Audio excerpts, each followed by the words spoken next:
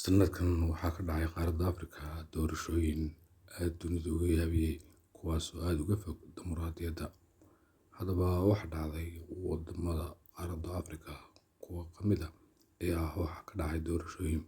Doorashooyinkan ayaa waxaa hadheeyey rabshado kuwaas oo mucaaradku ay ku andacoonayaan in la musuqmaasuqay laguna shubtay codka.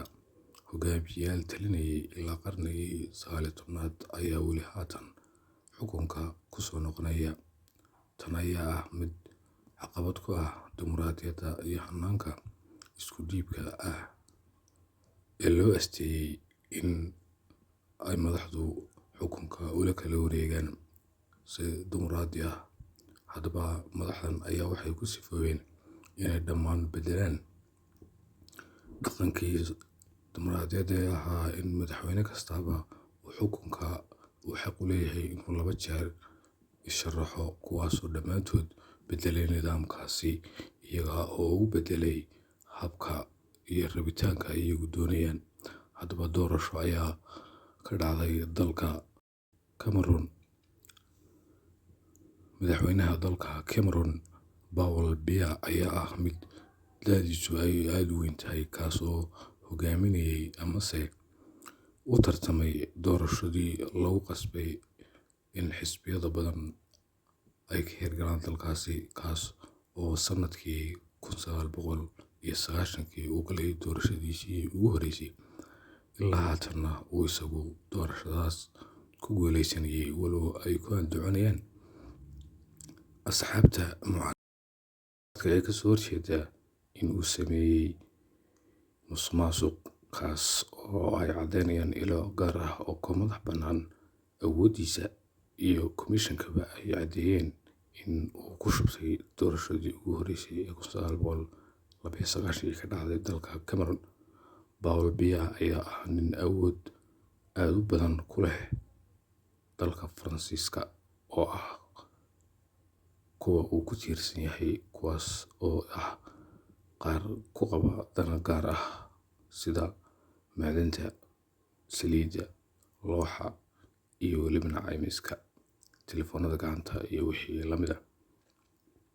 Haddaba dhammaan qaaradda Afrika ayaa ah tani mid saameyn weyn ku leh marka loo eego hannaanka dimuqraadiyadda ee dunidan casriga ah. Lamana jaan qaadi karaan sababtoo ah Afrika sideedaba waxaa ka jiray nidaamyo ku yimid afgembi, kuwaas oo awood militari ku qabsaday xukunka oona adag tahay in si fudud looga qaado. Haddaba bal waxaanu eegi doonaa ama aynu isweydiin doonaa su'aasha ah maxaa keenay in madaxweynayaashani muddada intaa le'eg ay ummadda hortaagnaadaan. Tan haddii aanu 2 sabab u samayno, midi waa dhaqaale doon amase dhaqaale raadis, laakiin taa kuma salayn karno waayo muddo badan ayaa ay xilalka hayeen waxaanay heleen dhaqaale aad ugu badan oo ku filan, balse waxaan odhan karnaa waxa ay galeen dembiyo kuwaas oo ah qaar isku ilaalinaya kuraasta si aan dembiyadii iyo kiisaskii ay ka galeen bulshada aan loogu qaadin tacaddiyo.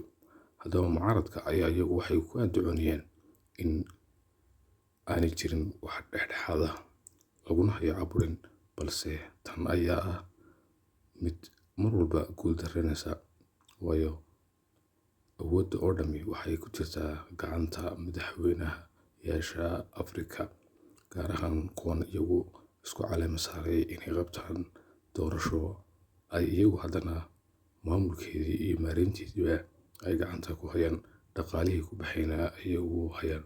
Tan ayaa ah in aysan jirin cid ka madax bannaan oo dhexdhexaadisa go'aamisana go'aanka ka soo baxaya doorashada.